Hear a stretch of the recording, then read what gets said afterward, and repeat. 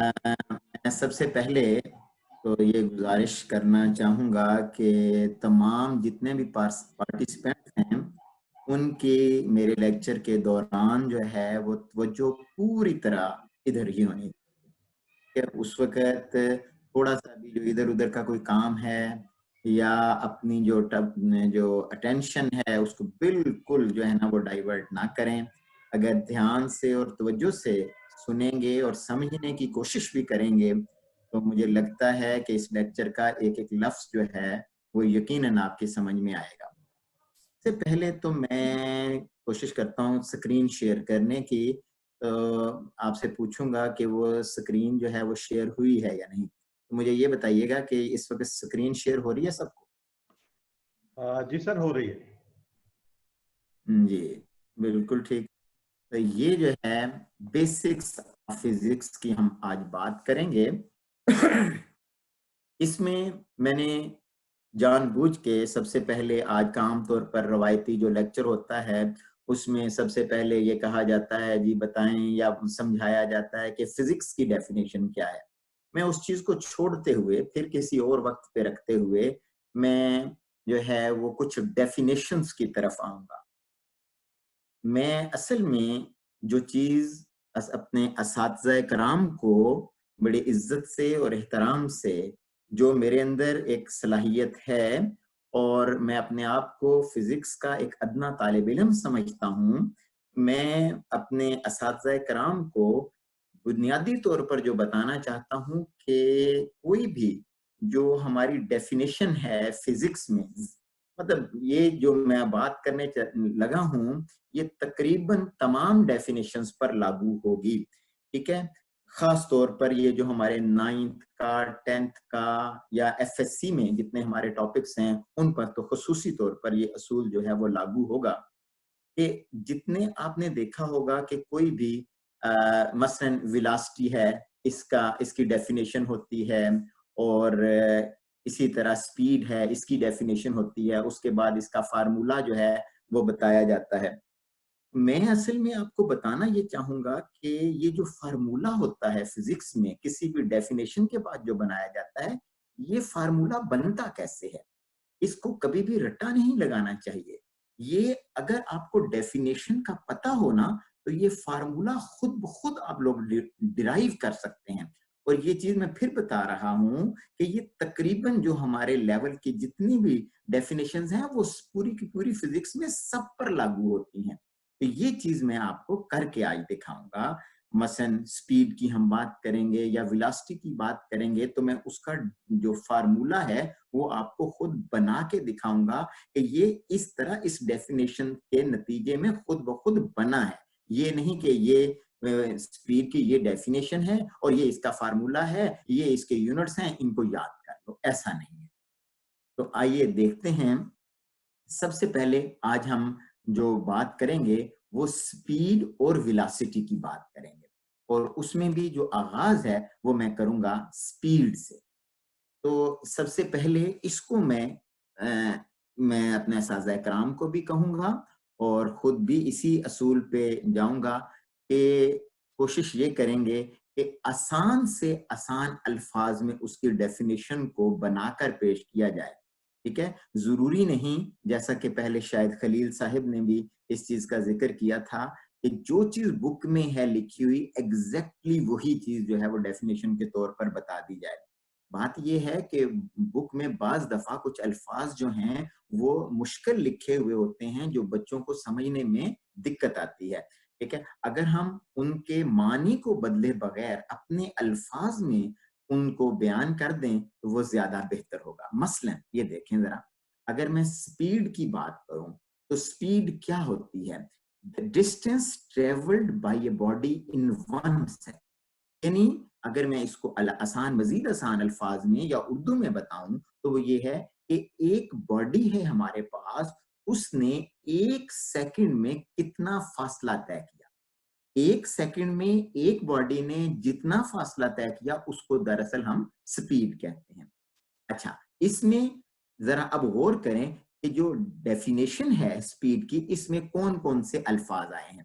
एक है डिस्टेंस, कि डिस्टेंस क्या होता है और ये सबको पता है, जो फासला तय करता है, फासला तय करती है कोई भी बॉडी, ये सब जानते हैं, by a body in 1 second. और जो दूसरी चीज है वो है टाइम। यानी इस डेफिनेशन में दो चीजों का जिक्र किया गया है, एक डिस्टेंस है और दूसरा टाइम है। अच्छा, डिस्टेंस को हम आमतौर पर डी से शो करते हैं, डी से जाहिर करते हैं, और टाइम को टी से शो करते हैं।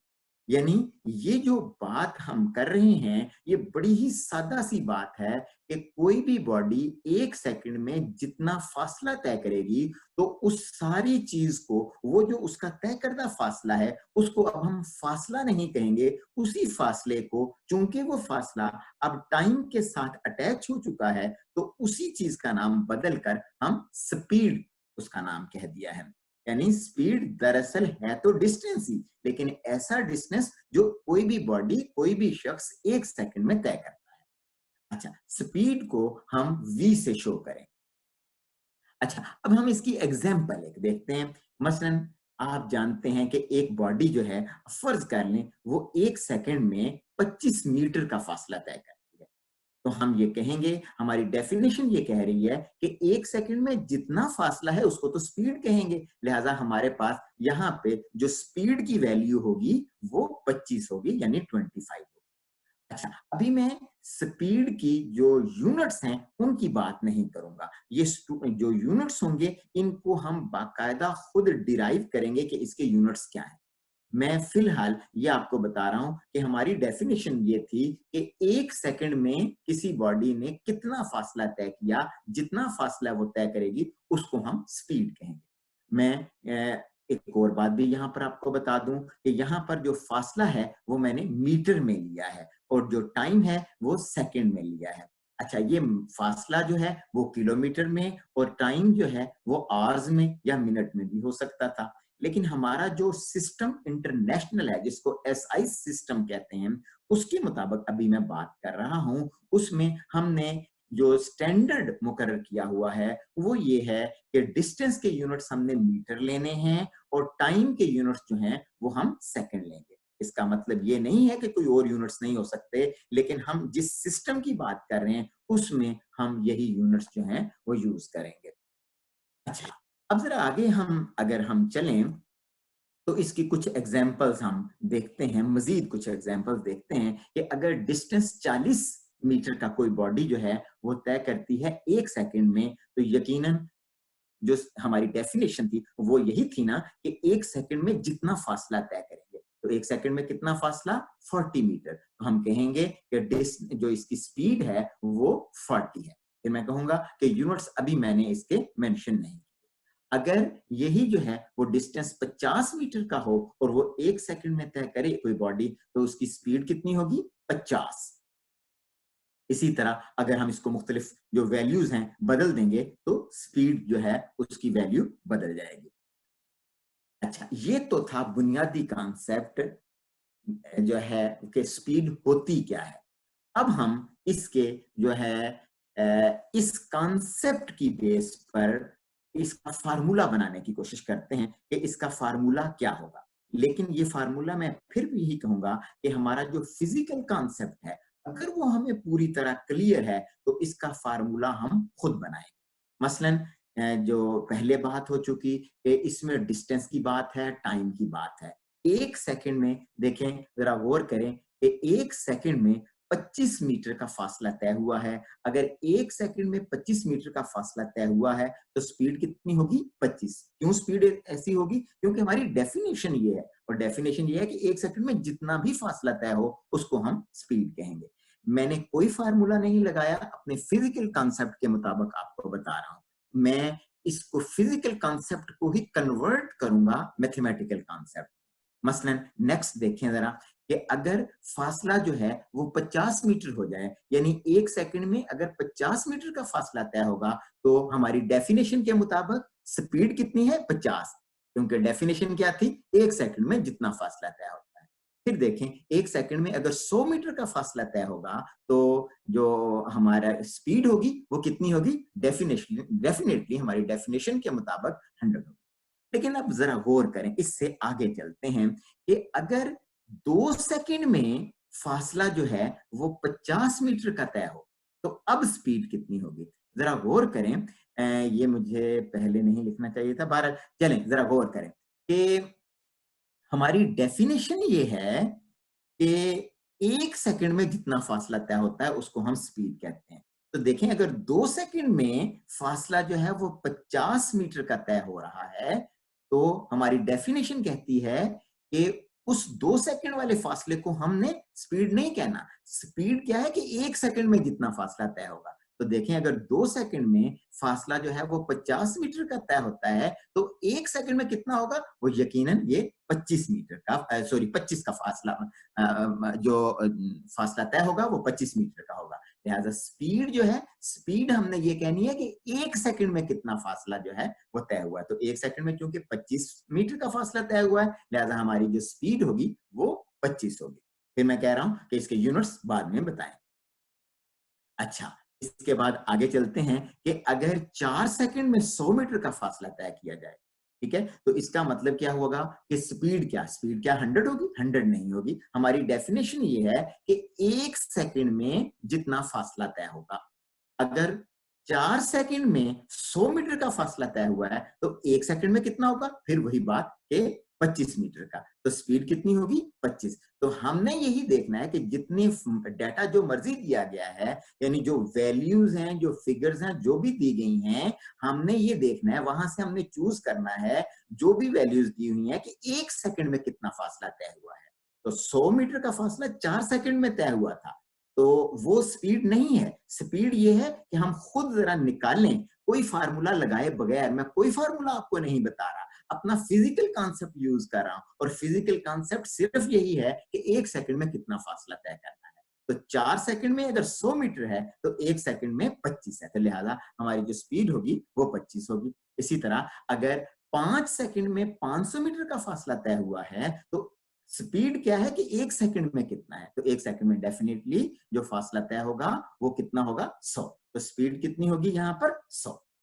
ये था, जितना भी देखें स्पीड मैंने जो निकाली है, ये जो स्पीड की जितनी भी वैल्यूज आई हैं, इनमें मैंने कोई फार्मूला यूज नहीं किया, कतई तौर पर कोई फार्मूला यूज नहीं किया। मैंने अपना फिजिकल कॉन्सेप्ट यूज किया है, और वो जो डेफिनेशन है उसको यूज किया है कि अगर 1 सेकंड में फासला है, तो मैंने कह दिया सिंपली कि वही उसकी स्पीड है। लेकिन जब 2 सेकंड की बात आई है, तो मैंने अपने जहन में खुद से निकाला कि मेरी डेफिनेशन तो ये कहती थी कि 1 सेकंड में जो फासला है उसको स्पीड कहते हैं। लिहाजा 2 सेकंड में अगर 50 है, तो 1 सेकंड में 25 होगा। तो मैंने अपने फिजिकल कॉन्सेप्ट से ये बात जो है ना वो निकाली कि ये जो इसकी स्पीड है वो डेफिनेशन के मुताबिक 25 होनी चाहिए। मैंने कोई फार्मूला यूज नहीं किया। इसी तरह अगर 4 सेकंड में उसने फासला 100 मीटर का तय किया है, तो मेरी डेफिनेशन ये कहती थी कि स्पीड तो ये है कि 1 सेकंड में कितना फासला तय हो। तो मैंने खुद से अपने जहन में ये निकाला कि अगर 4 सेकंड में 100 है, तो लाजमी बात है कि 1 सेकंड में 25 मीटर का फासला तय होगा। तो ये है बुनियादी तौर पर इसका फिजिकल कॉन्सेप्ट था। उसको अब देखें कि मैंने उसकी वैल्यू तो निकाल ली, लेकिन अब हम उसका फार्मूला खुद बनाते हैं। हमने अब जरा गौर करना है, ये जो सारी वैल्यूज हैं, इन पर हमने अब गौर करना है कि जो मेरे दिमाग ने काम किया था, या आपने उस डेफिनेशन के मुताबिक खुद से ये वैल्यू लेके आए हैं, ये जरा मैथमेटिक्स में इसकी कन्वर्जन कैसे हो सकती है? जरा गौर करें, ये वैल्यू कैसे मेरे दिमाग ने कैलकुलेट की थी। ठीक है, तो उस पे अगर मैं गौर करूं, तो ये देखें कि ये जो पहली वैल्यू थी, 1 सेकंड में 25 मीटर का फासला, अगर मैं वो 25 को 1 पर डिवाइड करूं, तो आंसर क्या आएगा? 25। तो ये जो मेरे पास 25 आया है, ये असल में इस 25 मीटर के डिस्टेंस को 1 पर डिवाइड करने से आया है। अच्छा, मैं ये बता रहा हूं कि फार्मूला हमने ऐसा बनाना है जो इन सारी वैल्यूज पर जो है ना के ऊपर वैलिड हो। ठीक है, ये नहीं है कि इसको इससे देखें, बजाहिर ये भी है कि 25 को अगर 1 से मल्टीप्लाई करें तो फिर भी 25 आ सकता है, 50 को 1 से मल्टीप्लाई करें तो भी 50 आ सकता है। लेकिन हमने फार्मूला ऐसा बनाना है जो कि तमाम वैल्यूज पर जो है वो इक्वली वैलिड हो। अब हम ये देखते हैं कि इन दो वैल्यूज के साथ क्या हुआ कि आंसर यही, सबका यही आए। तो देखें अगर 25 को 1 पर मैं 25 को 1 पर डिवाइड करूं तो 25 आता है, 50 को 1 पर डिवाइड करूं तो फिर 50 आता है, 100 को 1 पर डिवाइड करूं तो 100 आता है। लेकिन यहां पर देखें 50 को 2 से डिवाइड करूं तो ही 25 आता है। ये हमारे फिजिकल कॉन्सेप्ट के मुताबिक था, लेकिन अभी हम ये देखें कि इस वैल्यू को इस वैल्यू पर डिवाइड करें तो ये आता है, इस वैल्यू को इस वैल्यू पर डिवाइड करें तो ये आता है। इसका मतलब ये हुआ कि ये जो है, अगर हम दूसरी बात करें कि ये मल्टीप्लाई करके देखें तो ये चीज पहली 3 वैल्यूज पर तो वैलिड होगी कि डिस्टेंस को टाइम पर मल्टीप्लाई करें, एक साथ मल्टीप्लाई करें तो ये आंसर आ रहा है। लेकिन जो आगे 50 को 2 से मल्टीप्लाई करेंगे तो 25 नहीं आएगा। इसका मतलब ये हुआ कि हमने फार्मूला ऐसा बनाना है जो तमाम वैल्यूज पर इक्वली वैलिड हो। तो इसका मतलब ये हुआ कि ये देखें कि यहाँ पर ये जो अगला है, ये यहाँ पे मैं आपको दिखा रहा हूं कि 50 को 1 पर डिवाइड करें तो ये आता है, 100 को 1 पर डिवाइड करें तो स्पीड आती है। जो हमारी वैल्यू थी ये वाली वो तब आएगी। इसी तरह अगर ये वैल्यू निकालनी है तो क्या होगा, 50 को 2 पर डिवाइड करेंगे तो हमारे पास जो वैल्यू है 25 आएगी। इसी तरह जो बाकी वैल्यूज हैं वो हमारे पास आएगी। इसका मतलब क्या हुआ कि हम इससे ये रिजल्ट निकालेंगे अपने फिजिकल कॉन्सेप्ट से कि जो स्पीड का फार्मूला है वो क्या बनेगा, वो ये मैं आपको दिखा रहा हूं। सबसे नीचे जरा गौर करके देखें, रेड लाइट में लिखा हुआ है कि स्पीड के ये जो डिस्टेंस है अगर इसको टाइम पर डिवाइड करें तब हमारे पास जो वैल्यू आएगी वो स्पीड की आएगी। इस तरह ये फार्मूला जो है वो हमने खुद बनाया है। यानी मैंने आपको बताया कि डिस्टेंस को टाइम से मल्टीप्लाई नहीं हमने करना, और क्यों नहीं करना वो मैंने आपको रीजन बता दी है। तो हमारा जो फार्मूला हमारा बनेगा यहाँ पर वो ये है कि speed equal to distance divided by time. ठीक है, इस तरह ये जो है वो हमने फार्मूला डिराइव। इसी तरह मैं आपको बता रहा हूं कि बाकी बहुत सारी जितनी भी डेफिनेशंस हम फिजिक्स में यूज करते हैं उन सब के जब हम फार्मूले बनाएंगे वो इसी असूल को मद्देनजर रखकर, और तकरीबन मसलन आपने वेलोसिटी का बनाना है, मोमेंटम का बनाना है, एक्सेलरेशन की अगर हमने बात करनी है, ये जितने भी फार्मूले बने हुए हैं वो सारे के सारे इसी तरह बने हैं। और सबको अगर उनका फिजिकल कॉन्सेप्ट अगर हमें क्लियर है तो मैथमेटिकल कॉन्सेप्ट में हम उसको आराम से बदल सकते हैं। अब आइए जरा इससे आगे चलते हैं कि हमने ये डिराइव कर दिया कि speed is equal to distance over time. ठीक है, ये हमने खुद से बनाया है, अब हमने इसको रटा नहीं है। आइए अब जरा हम इसकी बात करेंगे कि इसके यूनिट्स क्या होते हैं। यूनिट्स की अगर हम बात करें तो ये देखें उसको भी रट्टा लगाने की हरगिज जरूरत नहीं। अगर हमारे पास फार्मूला आ जाए हमारे पास, तो उस फार्मूले को की मदद से हम उसके जो यूनिट्स हैं वो आराम से जो है वो बना सकते हैं। मसलन ये देखें speed is equal to distance divided by time. तो हमें दोनों चीजों के यूनिट्स पता होना चाहिए। मसलन डिस्टेंस की अगर हमने यूनिट पता है तो डिस्टेंस की जगह उसके यूनिट लिख दें, टाइम की जगह उसके यूनिट्स लिख दें, तो ये ऑटोमेटिकली स्पीड के यूनिट हमारे पास आ जाए। मसलन ये देखें डिस्टेंस के यूनिट होते हैं मीटर और टाइम के यूनिट क्या होते हैं, सेकंड। तो डिस्टेंस डिवाइडेड बाय टाइम है तो यूनिट्स भी इसी तरह ही बनाएंगे, मीटर डिवाइडेड बाय सेकंड। तो यूनिट हमारे पास बनेंगे मीटर पर सेकंड। लेकिन इसको मुख्तसर तौर पर अगर हमें लिखना हो तो वो ऐसे लिखते हैं मीटर पर सेकंड। तो इस तरीके से हम स्पीड का फार्मूला भी बना लिया और फिर हमने इसके यूनिट जो हैं वो खुद ही डिराइव किए।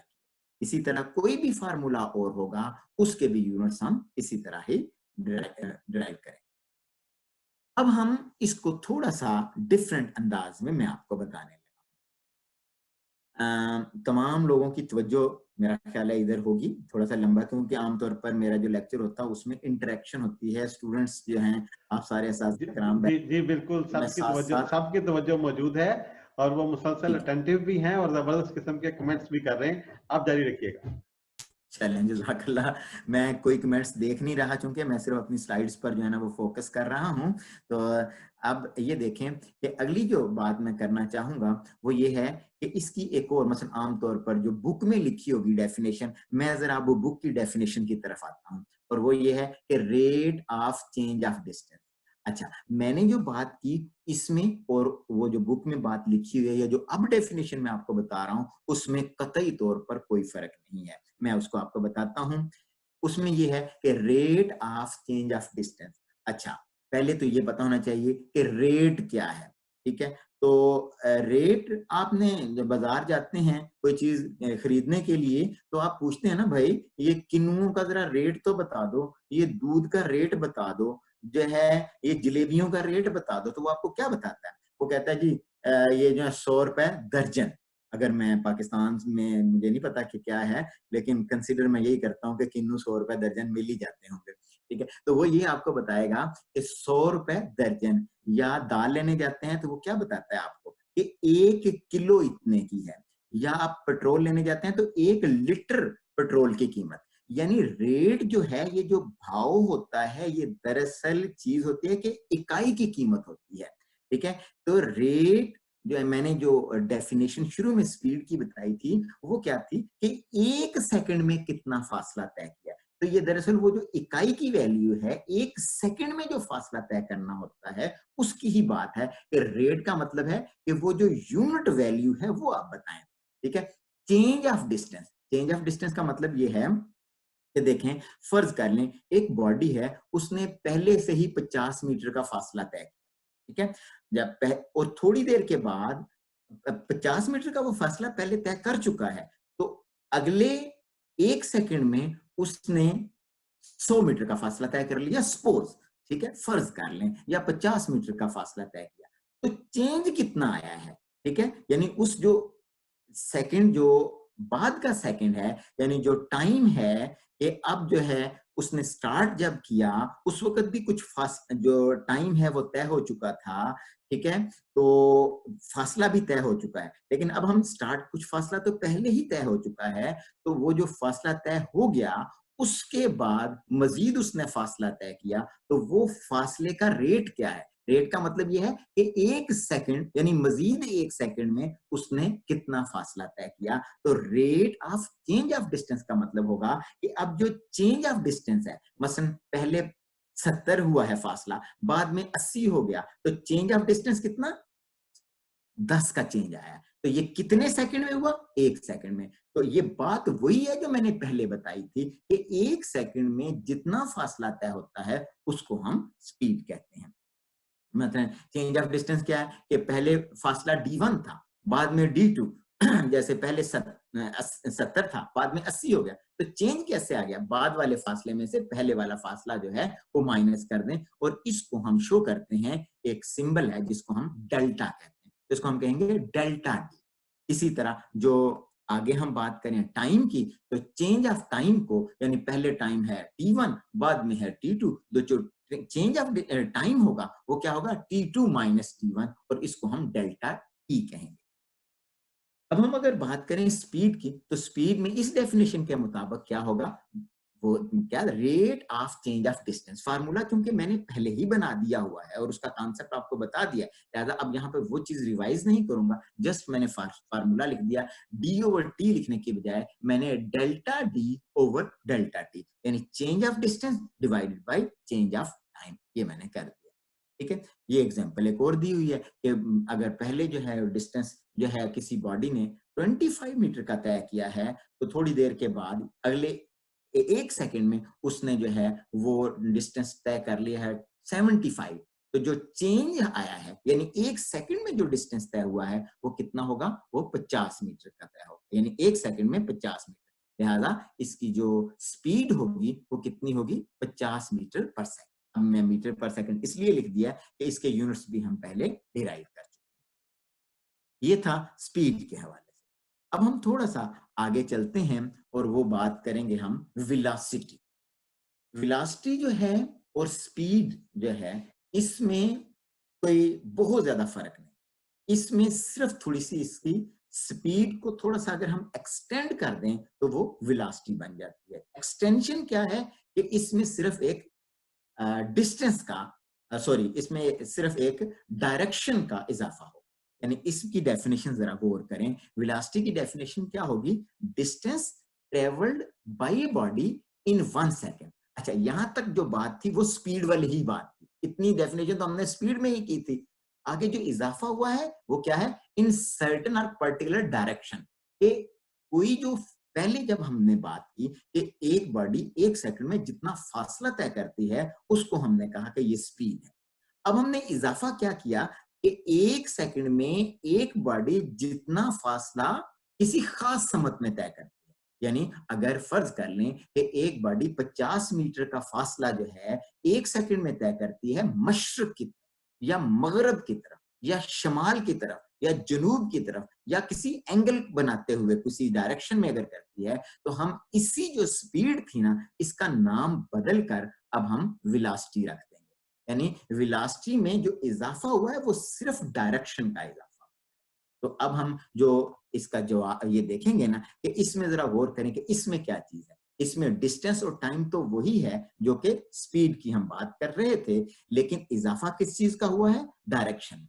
ठीक है, तो इसमें एक और चीज सिर्फ मैं आपको बता दूं कि जब हम ये बात करेंगे कि एक सेकंड में जितना फासला किसी भी बॉडी ने मशरक की तरफ तय किया, तो अब हम क्योंकि इसमें मशरक का जिक्र आ गया है या शुमाल का जिक्र आ गया है यानी डायरेक्शन का जिक्र आ गया है, तो फिर हम इसी स्पीड का दूसरा नाम हमने वेलोसिटी रखा है। ठीक है, तो जो जवाब आएगा वो ये मसलन 50 मीटर पर सेकंड। तो जब हम वेलोसिटी की बात करेंगे तो ये जो है 50 मीटर पर सेकंड ये उसकी वैल्यू होगी, और आगे जो है मशरक की तरफ भी कहना जरूरी होगा कि मशरक की तरफ यानी ये उसकी डायरेक्शन है।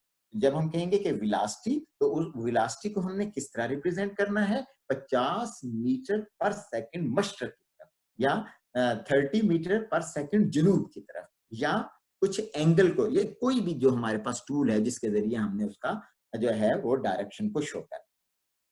अच्छा, मजीद हम इसको आगे अगर हम चलें तो इसको, इस डेफिनेशन को अगर हमने मजीद प्रिसाइज करना है तो वो कैसे कि इसमें दो चीजें हैं। अगर डिस्टेंस और डायरेक्शन को इकट्ठा मिला लिया जाए तो इसको हम डिस्प्लेसमेंट कहते हैं।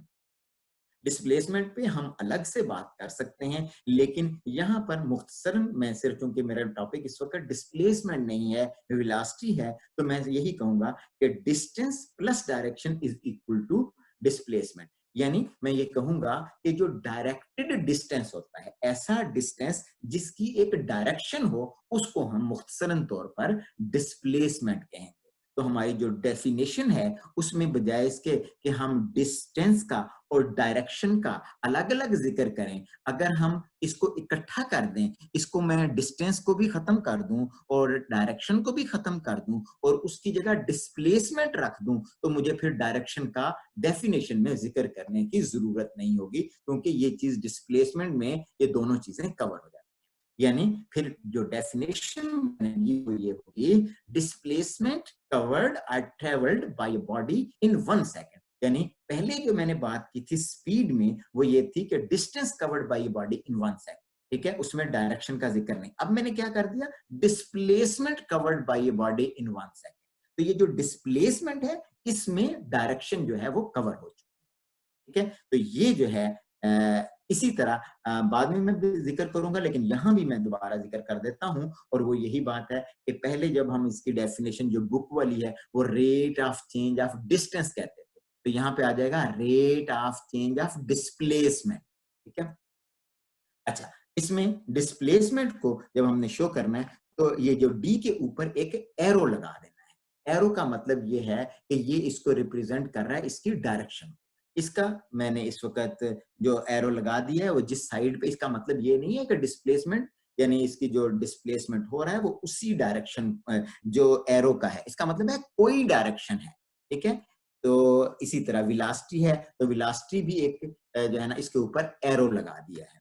ठीक है, तो ये जो है वेलोसिटी और स्पीड में जो फर्क है वो चूंकि डायरेक्शन का था, तो इनको रिप्रेजेंट करने का भी फर्क ये है कि इसके ऊपर हम एरोज लगा। ठीक है, इस तरह हमारी जो जो हमारा फार्मूला है बिल्कुल वही है जो स्पीड का है, लेकिन फर्क यह है कि इसके ऊपर हमने एरो लगा। लेकिन अगर जब हम बात करते हैं इसकी, वो ये है कि अगर हम बात करें कि इसकी जो वैल्यू आई है, स्पीड जो है वो 50 मीटर पर सेकंड है, तो 50 मीटर पर सेकंड ये इसकी मैग्नीट्यूड कहलाती है, ये अददी कीमत है।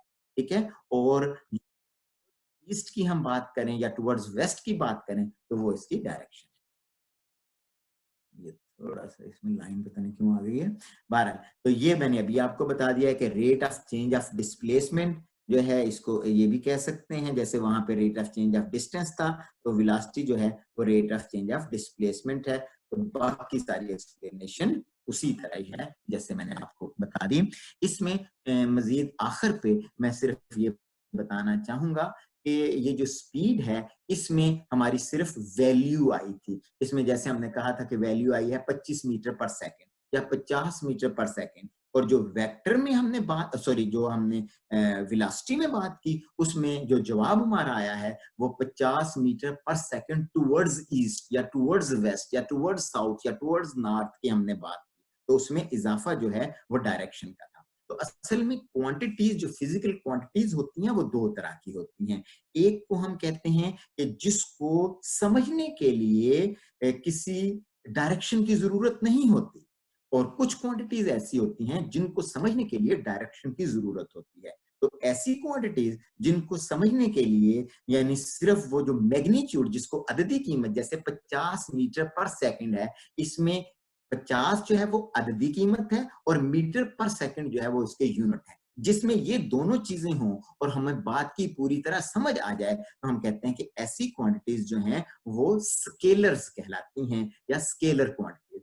मगर कुछ क्वांटिटीज ऐसी हैं कि जिनको समझने के लिए डायरेक्शन का होना जरूरी है। अगर डायरेक्शन ना बताई जाए तो समझा नहीं जा सकता। तो ऐसी क्वांटिटीज को हम वेक्टर्स कहते हैं। इस वक्त चूंकि मेरा ये वेक्टर्स एंड स्केलर्स टॉपिक नहीं है, लेकिन मैं मुख्तसरन ये जो अभी बात की है इसको मुख्तसरन एक्सप्लेन कर देता हूं ताकि कंफ्यूजन ना हो कि कोई क्वांटिटी को समझने के लिए कब डायरेक्शन की जरूरत होती है और कब डायरेक्शन की जरूरत नहीं होती।